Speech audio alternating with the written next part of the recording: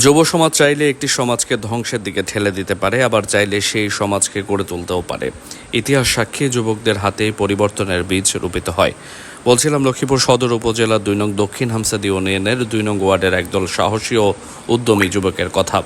অতিবৃষ্টি ও জলাবদ্ধতায় যখন এলাকার রাস্তাঘাট ভেঙে নষ্ট হয়ে পড়ে, তখন অনেকেই প্রশাসন বা জনপ্রতিনিধিদের দিকে চেয়ে থাকে, কিন্তু এরা ভিন্ন পথ বেছে নিয়েছে, কারো জন্য অপেক্ষা করেনি। এলাকার কিশোর যুবকদের সাথে নিয়ে নিজেরাই নেমে পড়েছে রাস্তাঘাট সংস্কারের কাজে।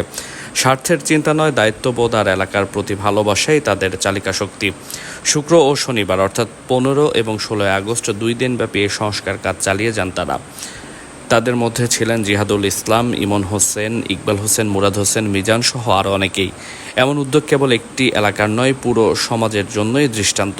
তাদের কর্মকাণ্ড প্রমাণ করে দিয়েছে যুবকরা চাইলে সমাজে ইতিবাচক পরিবর্তনের ঢেউ তোলা সম্ভব। এই তরুণরা কেবল রাস্তা সংস্কার করছে না, তারা আসলে সমাজ গড়ছে, আদর্শ গড়ে তুলছে, সবার জন্য অনুপ্রেরণা হয়ে উঠেছে। সত্যি তারা প্রশংসার যোগ্য। তাদের এই কার্যক্রম সবাইকে শিখিয়ে দেয় পরিবর্তন শুরু হয় নিজের হাত থেকেই।